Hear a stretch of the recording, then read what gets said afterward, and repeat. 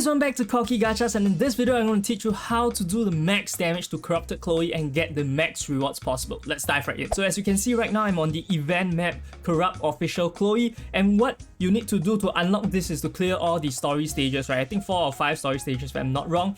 But anyway, this is not the focus today. Today we want to know how to do max damage to this Corrupted Chloe, and here you can see the rewards that you have for dealing damage to Corrupt Official Chloe, right? So these are the pouches that can use to buy stuff in the shop, which is very important, mind you. So definitely you want to do the most damage possible, and of course better damage goes to better rewards equals to better person. So you definitely want to be a good person here. You want to do damage, and right here you can see I've did almost 10 million damage as a free-to-play player. However, I'm on stage 12, so you guys might not be able to get this much, but mind you, I did it without rental units, right? So if you want to get more damage, more rewards, maybe you can go for the rental units route. For me personally, I think that I will have to do some calculations and document it in another video whether it's worth it to really push for this itself. Now first things first, we need to break down a team to use for this Corrupt Official Chloe stage, and it's quite specific to the sense that you need to fulfill certain roles. So I do think that unless you are doing 15 million to 20 million damage, right,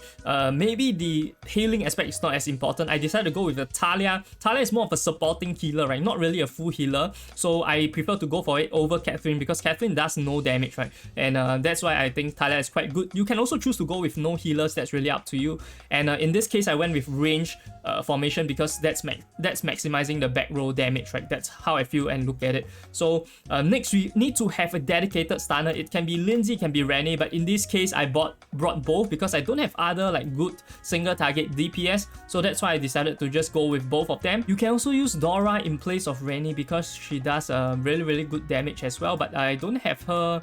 I don't really have her on the level sync, but I have to test it tomorrow probably to see whether she does even more damage, right? But for this run itself, I did run with Renee, and then lastly we have the Vivi itself to push haste, right? Haste speed is very important in this game mode. I think it's crucial when you want to go for anything that involves speed, involves DPS, and you don't really need healing, right? Need speed. So Vivi is the choice here, and also she does good damage, right? So, and last one we have the Memphi. Memphi is good because she, first things first, she completes the racial buffs, right? And also she provides the defense, minus defense, and also the crit.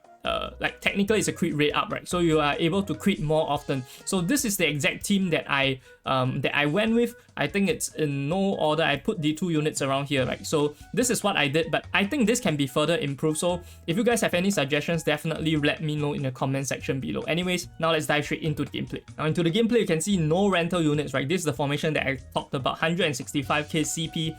Pretty decent, to be honest, and I managed to do nearly 10 million, but with a bit I still feel that I can further optimize this, so maybe I can push to 15 million, 12-13 million is also possible without rental units. But yeah, so right here the very important thing that you want to note is that when to stun Chloe, right? So you might not know, hey, when to stun Chloe. You don't know you need to stun Chloe, so here I'm going to teach you. So you have to auto, you have to turn off auto and everything manual, right? And look at this, roll her eyes, yeah, then that's your cue, right? Once she rolls her eyes, punch her in the face, right? And then stun her, and that's when we use our Lindsay ultimate because it's a good single target like DPS thing, and you realize that we save all our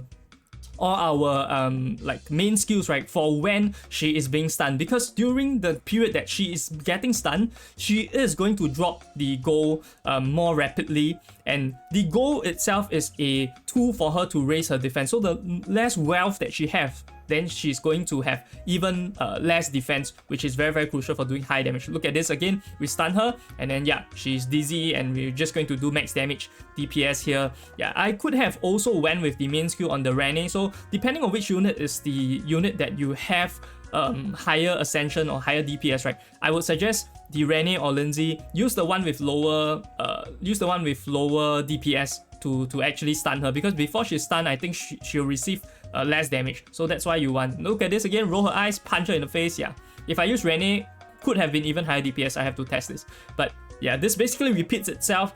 And once the stack slowly goes up, right now she's at I've already dealt like 5 million damage to her.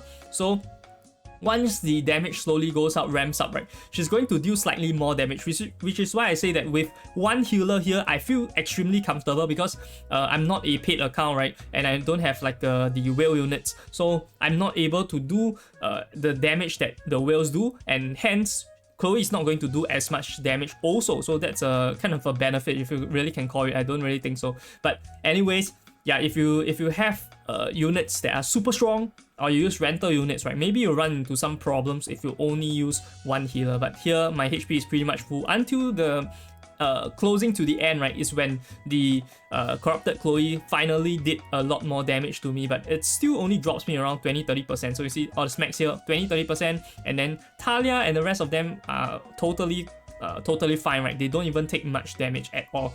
So yeah, that's why I say that maybe tomorrow I will try replacing Talia with a Dora. That might work better. However, also note that Talia provides the attack buff, right, to the whole team, so maybe it wouldn't be as significant as I thought it would be, but I'll have to test it out. But Dora really does a lot of damage, so I have to remove something on the level sync and put it back on. And also, side note, right, level sync has been changed to 4 hours, but I think the text still says 24 hours, so you still have to see whether it's really 4 hours. I think it should be 4 hours really. So yeah, and here we did get 75 pouches. This is damage, 4 million damage on our Lindsay, and 2 million damage on our Vivi, so doing very good TPS over here. And that about does it for this video. I tried to get this video out as soon as possible so that you guys don't waste your chances, right, retries, because I think it's very important to get max damage so that you can maximize your event shop. But I'm going to touch on that later. What you need to know also is that a new unit, Jiho, is out, so definitely check out this video over here to see whether Jiho is worth your Everstones. I'll see you guys over there. This is Corky Gachas signing off.